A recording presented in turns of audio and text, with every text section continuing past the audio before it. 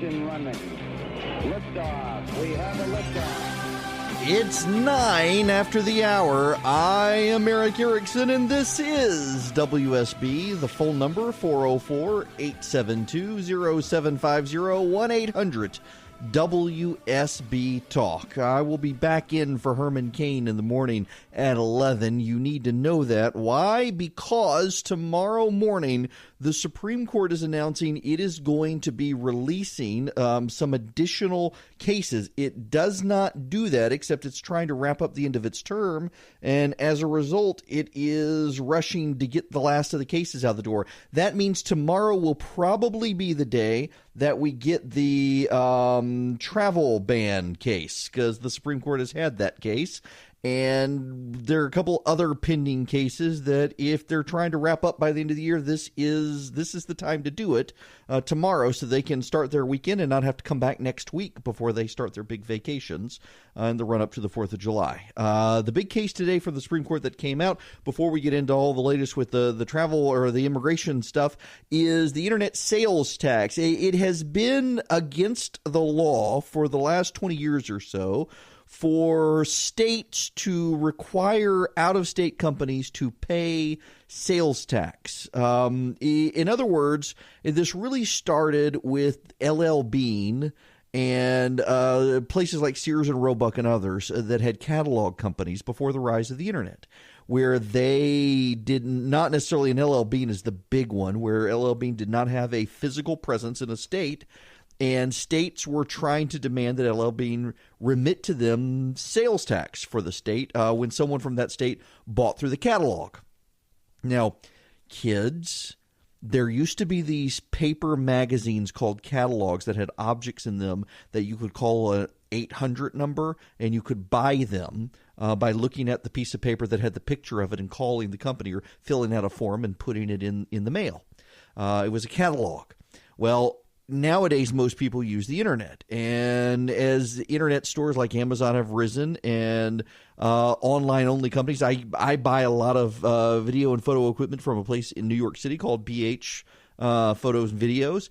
They don't charge sales tax. Amazon didn't for the longest time until they opened a distribution hub in Georgia. The rule is if you have a physical business in a state, even if someone buys online, you got to pay sales taxes. So there are a lot of companies that have taken advantage of that. They've stayed internet only, and they haven't charged sales tax.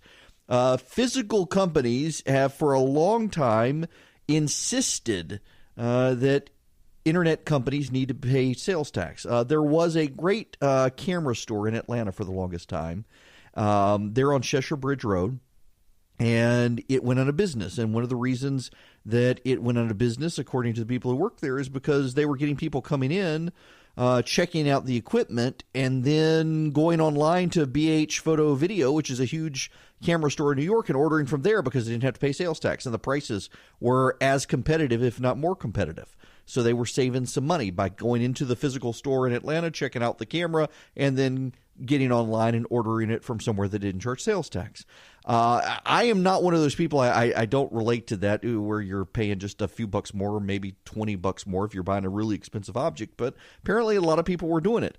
Target and Walmart, Macy's have been forever clamoring for a national sales tax for internet purchases because they feel like they're at a competitive disadvantage, particularly during the rise of the Amazon era before Amazon started charging sales tax.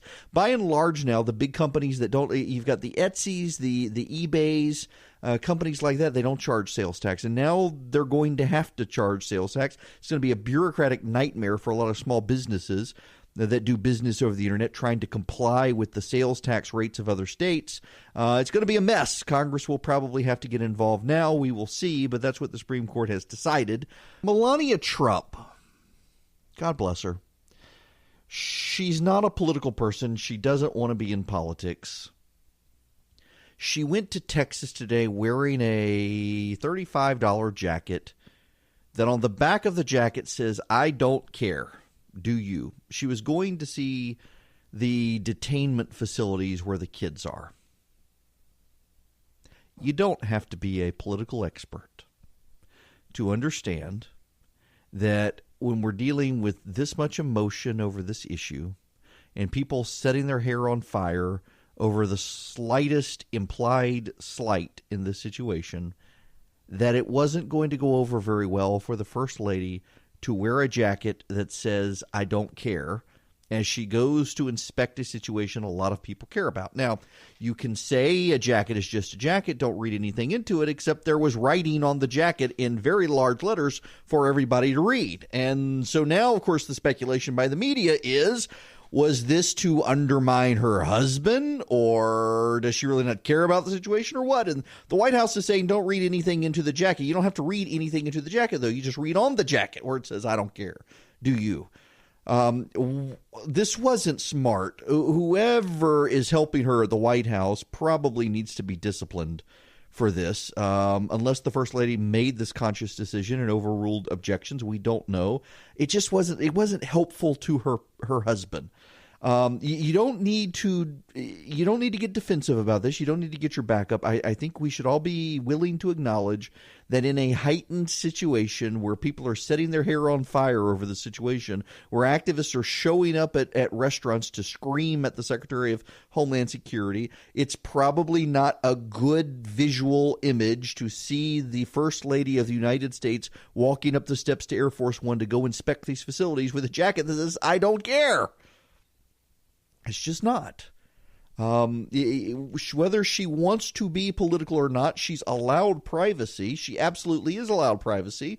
But if she's going to go out and inspect these places, writing Air Force One to do so, Air Force Two, since the president wasn't on board, they should have rethought this. I don't need to belabor the point here, and you don't need to be defensive about it either. We should just recognize that this wasn't helpful to the president's agenda and move on. I will tell you, the media, however, is trying to be very unhelpful to the president. As you can imagine, they're circulating a story about massive gross abuse happening in these detainment facilities all across the country. A lawsuit has been filed about some serious abuse that happened to kids in one of these detainment facilities in Virginia. What the media is consciously willfully leaving out of these stories as best they can is that this all happened under Barack Obama's administration. It's just fascinating. This is the second time in a couple of weeks that the media and Democrats have rushed out these outrage stories over the abuse being inflicted upon these kids in these facilities, and then realized, oh, this happened when our Obama Messiah was president. We need to walk these stories back and be quiet.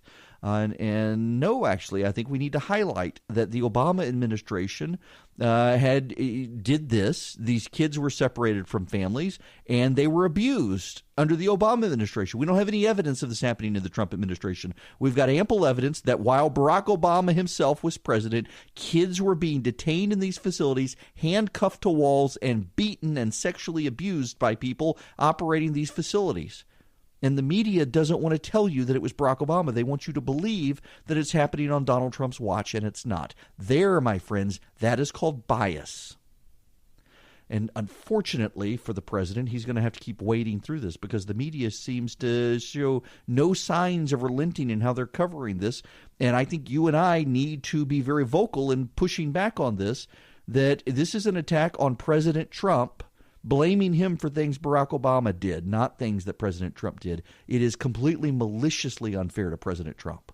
Let me take a quick time out to thank this week's sponsor, ExpressVPN. Now, you may not need a VPN. I do for my work, and I've been trying to find a good one that isn't going to break the bank, and it's sometimes very difficult and it's hard to set up. For those of you who don't know what a VPN is, a virtual private network, it lets you privately and securely use the internet at fast speeds without being tracked by anyone. Oftentimes, you have companies that require you to have a VPN into their system, and sometimes you need them so you can't be tracked. With all the news coming out about data hacks and breaches, it's hard for me not to be worried about my digital privacy. No matter what you do online, your mobile carrier, internet service providers, they're tracking you.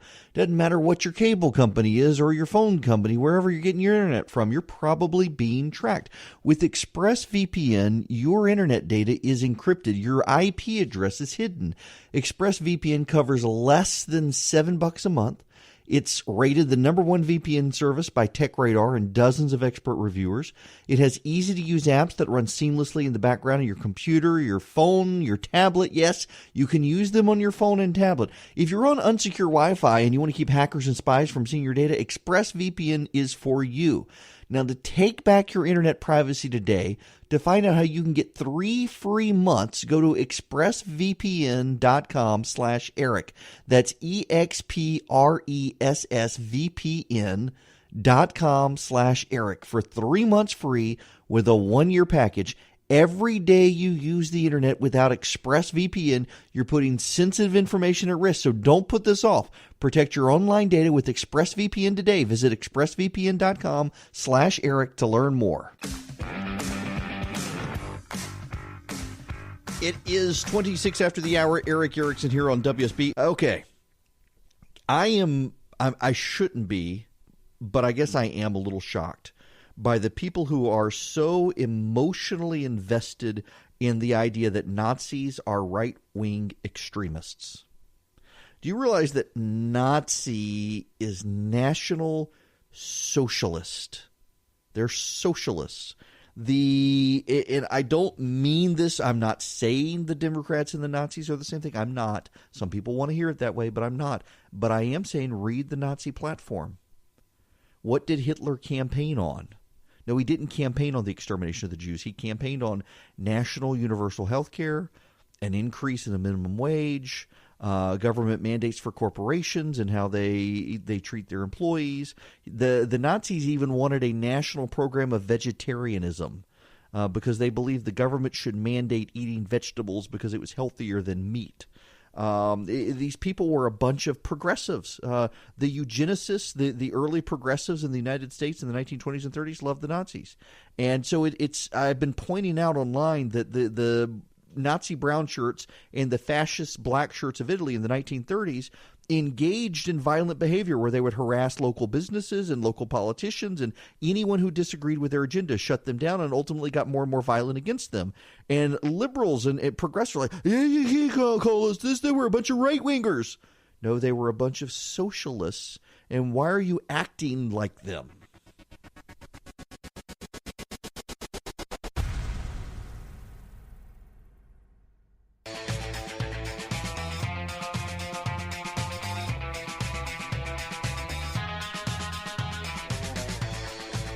It's 39 after the hour.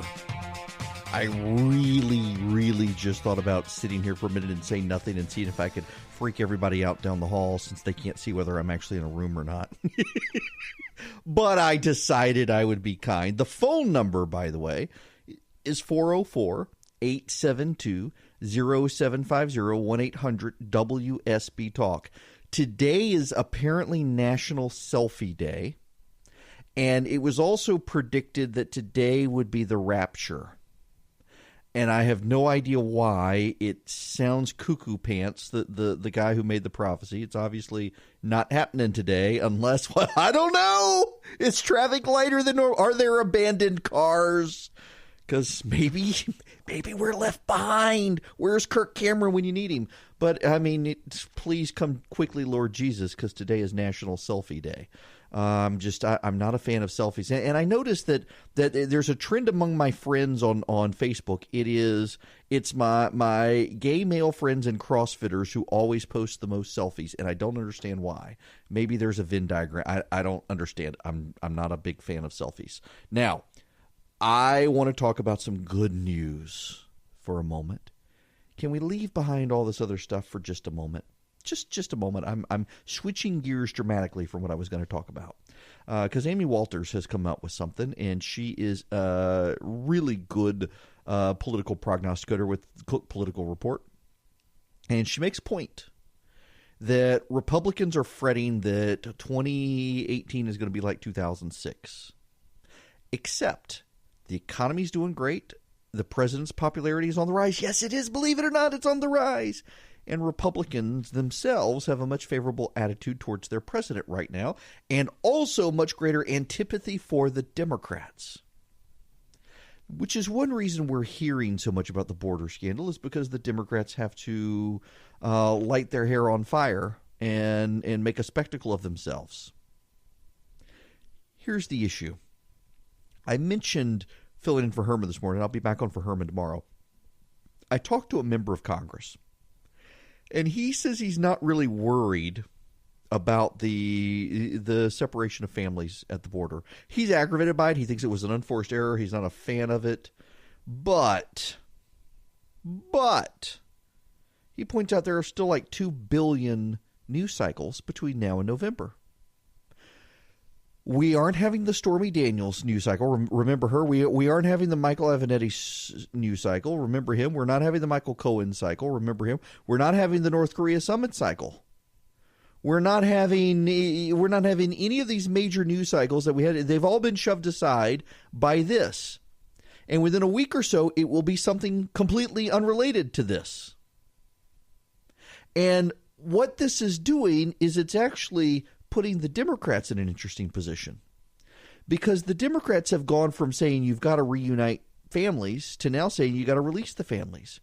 And that's actually not a majority proposition in the United States. It's not. You may think that people coming across the border should not be prosecuted for illegal entry into the country, but most Americans disagree with you, myself included. You've got to enforce the law. And while I realize that the law gives the president discretion on how to handle it, the fact of the matter is it should be illegal to cross the border into this country. And President Trump is doing that. And so Democrats are now yet again overplaying their hand. Time and time again, they overplay their hand. There's another area in which they are dramatically overplaying their hand: guns.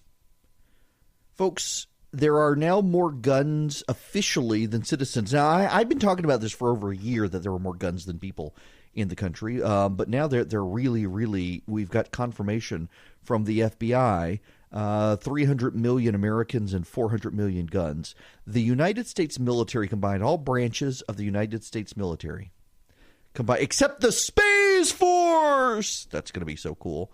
The Space Force doesn't count, but the rest of the military combined has between 4.5 and 5 million handguns. We're not talking long barrel rifles, not talking shotguns, not talking machine guns. 4.5 to 5 million handguns. Mostly Glock. Why? Because Glock is awesome. Well, American citizens have 400 million handguns. More than one handgun per person. And that doesn't include long barrel rifles, doesn't include shotguns, doesn't include AR-style rifles, assault weapons. No, it's just handguns. The American people have more handguns than there are American people. So for these gun activists to come out and start demanding a repeal of the Second Amendment, which they're doing, Chris Cuomo, they actually are. Chris Cuomo from CNN denies that anyone's doing this. He denied it the day after a former Justice of the Supreme Court, John Paul Stevens, wrote an op-ed in the paper calling for the repeal of the Second Amendment. They're overplaying their hand on that. They're overplaying their hand on immigration. They're overplaying their hand on all the culture war issues, trying to put bakers out of business, put florists out of business for not providing flowers and cakes to same-sex weddings. On and on and on it goes. And they're hurting themselves because, you know, this data, let's go back to the data that I'm talking about. Republican support for the president is growing. And you know whose support for the president is growing the fastest? People who didn't vote for the president, who consider themselves Republicans. People who don't like the president and consider themselves Republicans are actually gravitating to the president, not because they suddenly like him, but because they are so turned off by the Democrats, they've gotten to the point where they're willing to hold their nose and say, you know what, we've got to keep Republicans in Washington because these other people are insane. Yes, Democrats, you're hurting yourselves. Why? Because you've handed your party over to a bunch of millennial nutcases who show up at people's homes and protest them if they don't agree with them on politics. And most Americans don't like that.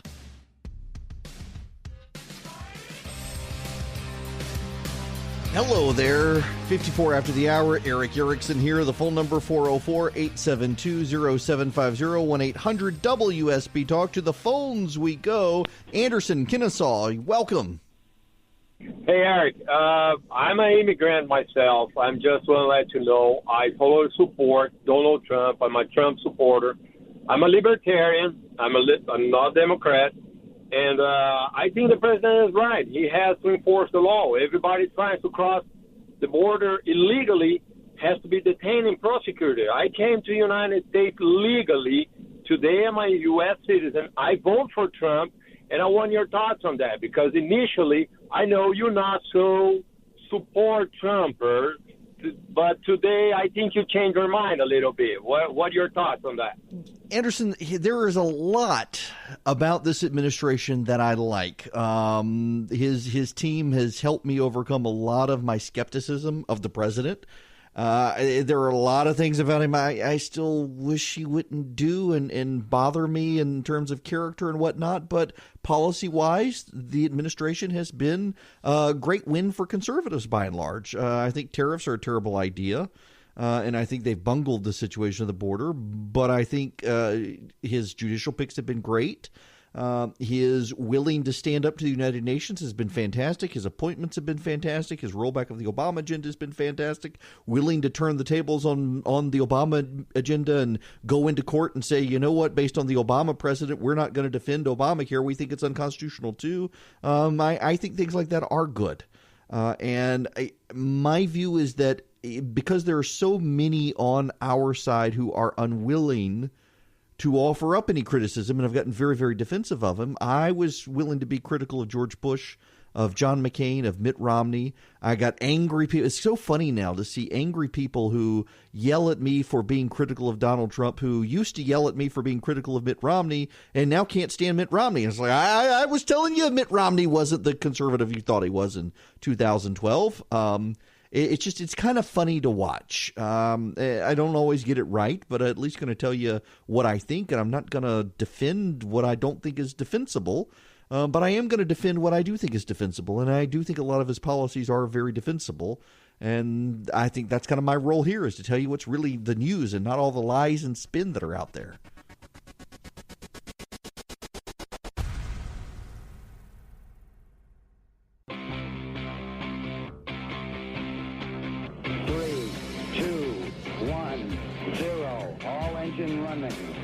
Liftoff. We have a liftoff.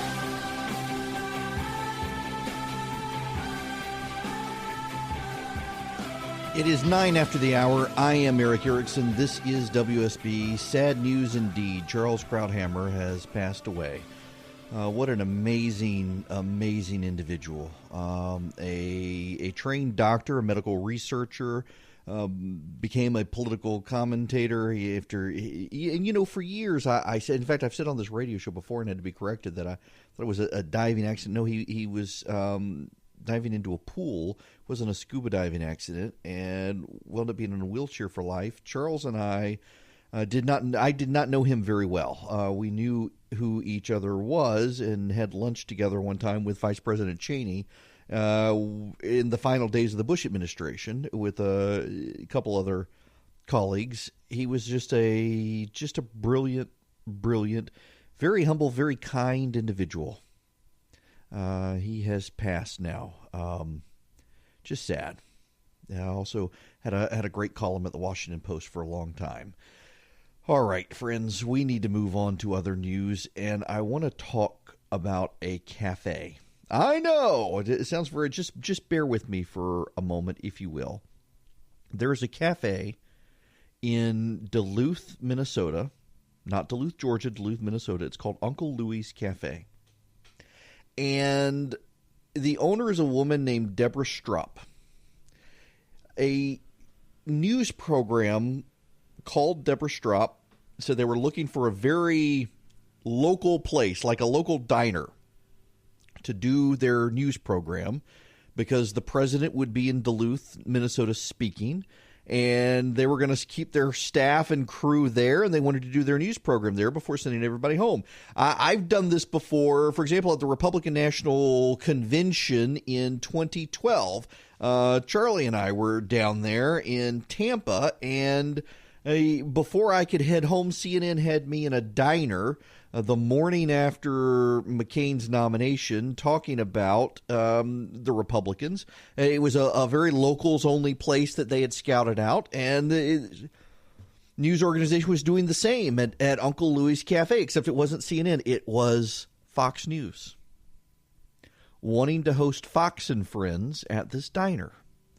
And Deborah Strupp said, sure. Her family has been targeted now by progressive activists on social media. They're being harassed. Somehow or another, some of her family's cell phone numbers have gotten out. They're getting angry phone calls. People have gone on to Yelp and Facebook and downvoted her restaurant and left terrible reviews about the restaurant, even though they've never been there. She's being targeted by the progressive mob for daring to allow Fox, and not even the President of the United States, she just allowed a national news program to broadcast their show from her cafe, and she is being targeted by people for daring to allow this to happen. The progressive mob at work, ruining a small business because she let a news program broadcast from there. These people are, this is why President Trump is probably doing better with independents than he normally should, because independents identify these days as Republicans who don't like the president or Republicans who don't like the Republican Party, and they're starting to become Republican again because of stuff like this. So you probably know who Kevin McHale is if you're a basketball fan. He was a Boston Celtic player. He's the former coach of the Minnesota Timberwolves and the Houston Rockets. He's been a commentator on TNT. Well, he was seen in the audience at the Trump rally in Duluth, Minnesota. Possibly. He hasn't confirmed he was there. But some people think that he was there. And these writers, political writers and sports writers, are demanding that Kevin McHale be taken off the air for showing up at a political rally. A guy named Nathan Friedman, who writes at some NBA blog, is on Twitter saying Kevin McHale is extremely stupid for attending a public Trump event. That, as much as his politics, is why he should never work at an NBA event again. He writes for GQ and something called Victory Journal. Yes, because Kevin McHale, a private citizen, on his private time, showed up at a rally for the president, he should never work again. Mason Ginsberg, who is the ESPN True Hoop Network writer, tweeted, "Breaking, Kevin McHale accepts head coaching gig in WNBA only to quickly renege when he realized it didn't stand for White Nationalist Basketball Association." When Clay Travis, the sports commentator, retweeted this, the guy deleted it. And then Clay Travis notes that the resident ESPN left-wing moral authority, Howard Bryant, who was charged with domestic violence for choking his wife in a parking lot of a pizza parlor and accepted 6 months probation as part of a plea deal, weighed in on how unacceptable McHale's Trump attendance was. According to Howard Bryant, Kevin McHale is just a poor white man from a forgotten deep South town suffering from economic anxiety. That explains it. The genius thinks that Kevin McHale is from Duluth, Georgia, not Duluth, Minnesota. And then there were others. A Bleacher Report NBA writer attacked him. Trump is a flaming racist. Anyone who doesn't think he's a racist is a racist because they agree with his racism so deeply they can't see his racism. Attacking Kevin McHale. Y'all, these people have lost their minds. I mean, this is a private citizen going to a campaign rally for the sitting president of the United States. These are also, you will not be surprised to learn that many of the same people outraged by Kevin McHale going to a political rally for the president of the United States, they think that in uniform, Colin Kaepernick should be able to take a knee to the American flag. So Colin Kaepernick in uniform on the field at his job should be able to engage in political protest, but Kevin McHale on his own time at a rally as a private citizen isn't allowed to go. He should be taken off the air. This behavior is more at home in the 1930s with Hitler's brown shirts and Mussolini's black shirts. The Nazis and the fascists kissing cousins along with the communists. And I realize there is a lot of historic revisionism of people who are convinced the Nazis were crazy right-wingers. The Nazis and the fascists, they would harass businesses that weren't sufficiently supportive of the dictators. Private citizens would be harassed, threatened. Eventually they were beaten or shot. People pulled out of their homes at night. Business leaders having their Molotov cocktails thrown through their business windows. This is dangerous stuff. The progressive mob on a warpath to censor anyone and punish anyone who doesn't see eye to eye with them is dangerous stuff. This isn't well thought. And you see, it's all emotional. It is. I said yesterday, and I'm going to repeat myself. James Hodgkinson last year showed up on a baseball field in Northern Virginia. He was fueled by left-wing propaganda that Republicans were out to kill people. He wanted to perform a mass assassination of Republican members of Congress. Thankfully, he failed. What many people considered an anomaly at the time seems more and more to be an inflection point as progressives turn violent, fully embracing the tactics of the Nazis and the fascists and the communists of the 1930s to silence anyone who disagrees with them. This is not a smart thing that's happening out there. It is dangerous for all of us that this is happening. When a private citizen's business they try to ruin it because a news program wanted to broadcast from there. When a private citizen shows up at a campaign rally for a sitting president of the United States and they want to try to drive him off TV, that's not healthy for our society. And these people don't care because they've convinced themselves that they have a moral cause. And because they have a moral cause, that anything goes in the name of that moral cause. That's exactly what the dictators in Europe in the mid-20th century did as well. They convinced themselves and their thugs that they were engaged in a moral crusade. It's what the progressives have always done. They don't have God. They've got a government with a government mob-based morality, and it ends badly for them and you and me. The one saving grace here is those gun stats. So many Americans now will be able to keep themselves safe when the mob comes calling at night with their pitchforks to drag people out of their homes because they're refusing to go along with the mob mentality.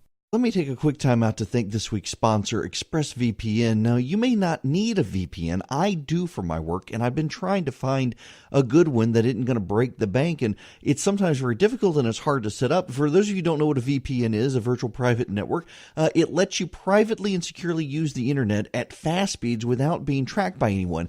Oftentimes, you have companies that require you to have a VPN into their system, and sometimes you need them so you can't be tracked. With all the news coming out about data hacks and breaches, it's hard for me not to be worried about my digital privacy. No matter what you do online, your mobile carrier, internet service providers, they're tracking you. Doesn't matter what your cable company is or your phone company, wherever you're getting your internet from, you're probably being tracked. With ExpressVPN, your internet data is encrypted. Your IP address is hidden. ExpressVPN covers less than $7 a month. It's rated the #1 VPN service by TechRadar and dozens of expert reviewers. It has easy-to-use apps that run seamlessly in the background of your computer, your phone, your tablet. Yes, you can use them on your phone and tablet. If you're on unsecure Wi-Fi and you want to keep hackers and spies from seeing your data, ExpressVPN is for you. Now, to take back your internet privacy today, to find out how you can get 3 free months, go to expressvpn.com/Eric.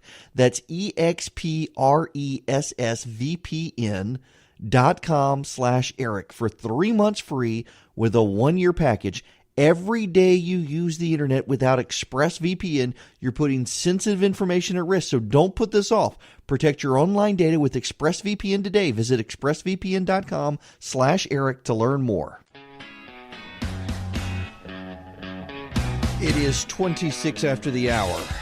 I got a question, and maybe somebody in traffic knows, maybe someone from the DOT is listening. This can't be a coincidence.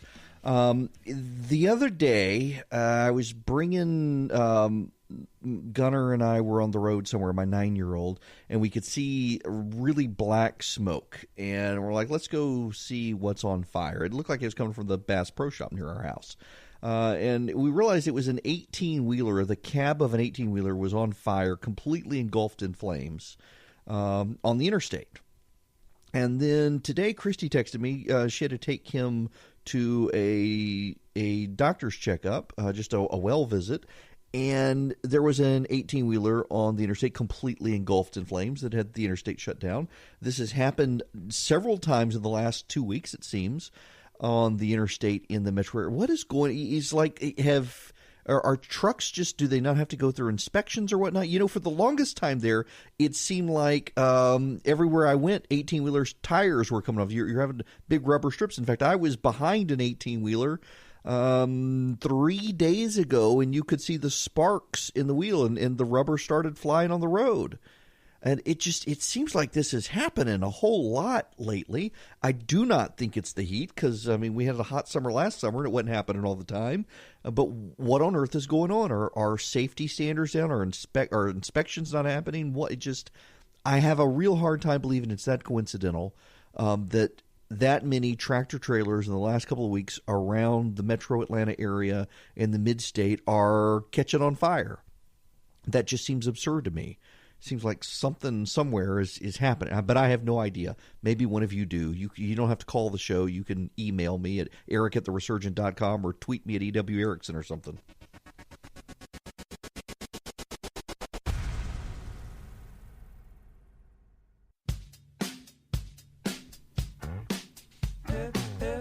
It is 38 after the hour. The phone number is 404-872-0750, 1-800-WSB-TALK. I have not really spent a lot of time on air mentioning this, but I need to let you guys know something. Some of you are trying to think of things to do at the end of summer before your kids go back to school. I want to suggest something to you. Austin, Texas. August 3rd and 4th, we're going to do the Resurgent Gathering. Those of you who have been to a Red State Gathering in Georgia know about the Resurgent Gathering, except instead of doing campaign speeches, we're going to do conversations on stage. We'll take your questions from the crowd as well. But we have a growing and impressive lineup of people that we have invited. Not all of them are confirmed. Greg Abbott, the governor of Texas, is confirmed. Warren Davidson, congressman from Ohio, who took John Boehner's spot. He is a fantastic conservative. He's confirmed. Matt Bevin, the governor of Kentucky, is going to be there. Ted Cruz is going to be there. Mark Walker from North Carolina is going to be there. We have invited Secretary of Energy Rick Perry. We have invited Senator David Perdue. We have invited the EPA Administrator Scott Pruitt. I can't confirm them for you yet because they're fleshing out their schedules, but we are optimistic we will be able to get them there as well. And Dan Patrick, the Lieutenant Governor of Texas, as well.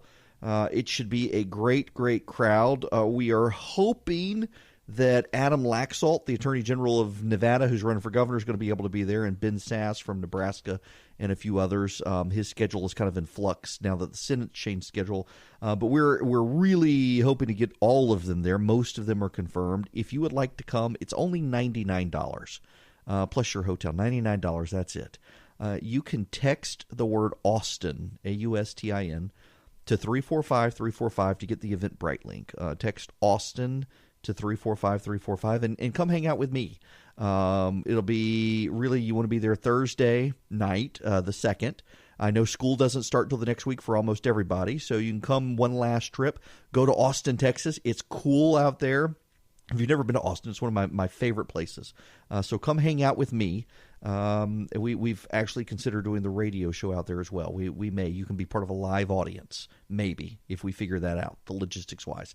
Now, I wanted to go to a call on Jerry on hold, and I'm sorry to keep him waiting, but he said, I might want to clarify my statement about when the progressive mob comes for you, the gun stats. Look, April has set a gun sales record. This is from the Washington Free Beacon, Stephen Gutowski.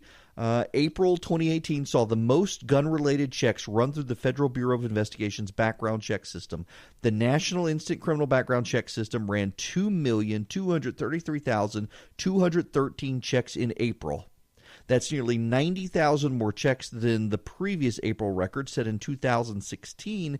It also represents the second month in a row to set a record, with March seeing 2,767,699 checks. That means right now there are more than 400 million guns in the handguns in the hands of American citizens. Actually, no, I'm sorry. That is, yes, it is 400 million handguns. Add in long barrel rifles and you got even more.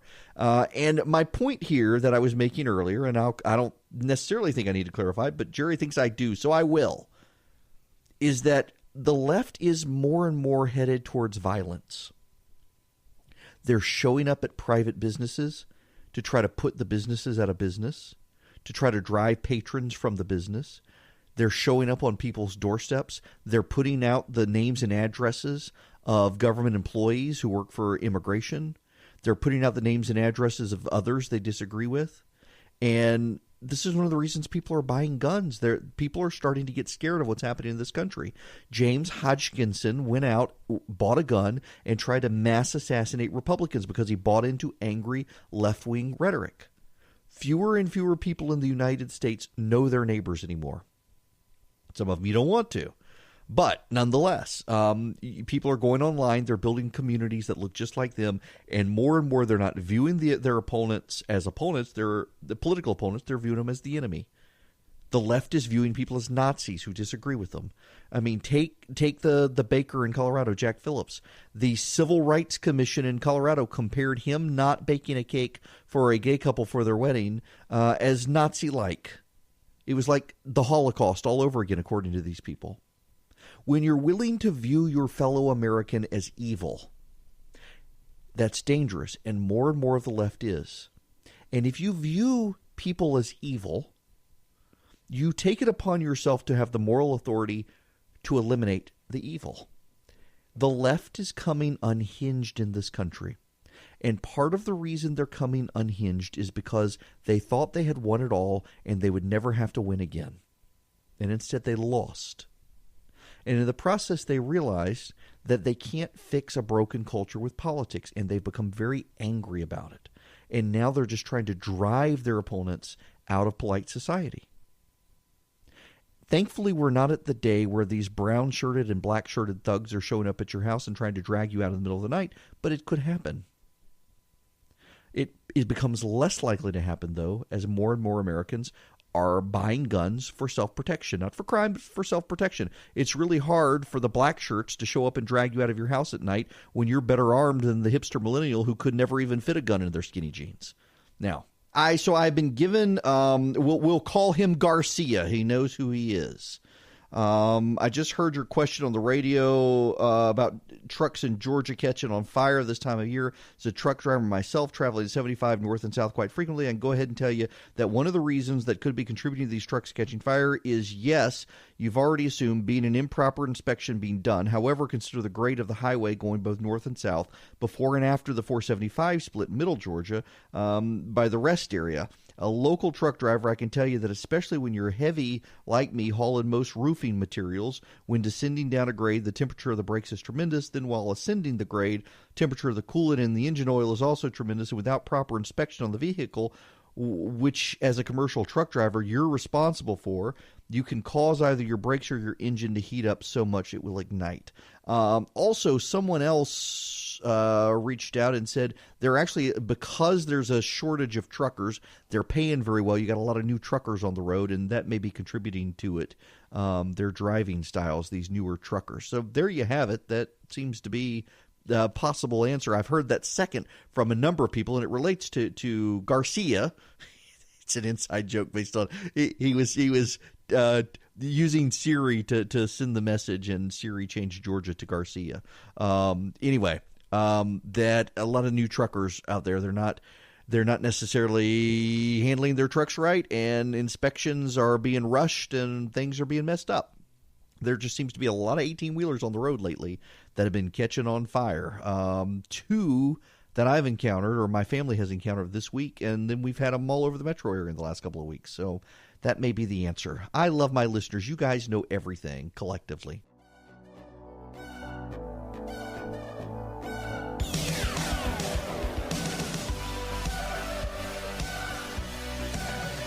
So, do you remember there was a story a while back in the New York Times about an 8-month-old in Gaza that the Israeli Defense Forces killed? It was a tearjerker story that made the front page of the New York Times, the LA Times, and the like. Turns out it wasn't true. Hamas, the terrorist group, paid off the family to say the baby was killed. And I'm wondering if the New York Times will issue a correction on this. It really is amazing how the media has gone so into pushing an agenda that it can't tell the truth anymore, like the situation at the border. They're so focused on the president's change in policy from Barack Obama, they have failed to tell the truth that Barack Obama started the separation and detention, and he started it because of a law passed by Congress, signed by George W. Bush, that Barack Obama voted for, that required inspections of these children to make sure they're not being trafficked. It's a big deal, folks.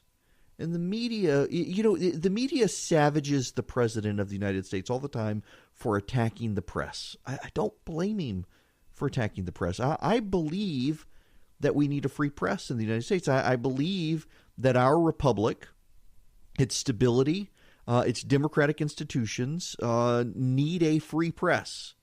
But I believe that a free press also needs a press not willing to sacrifice its credibility for resistance to Trump. Democracy was willing to die in the darkness of the Obama administration when the Washington Post wouldn't tell the story of what was happening at the border.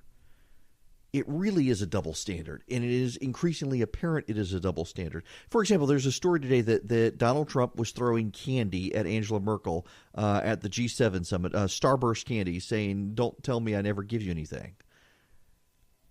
I don't know if the story's true or not. And I haven't dedicated much time other than this to tell you about it because the media has gotten so many of these stories wrong.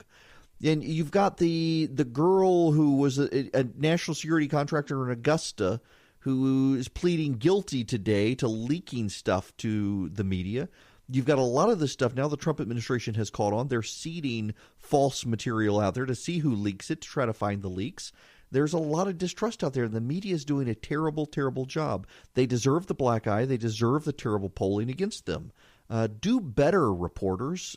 Stop joining the cause and just tell the truth. Report the truth.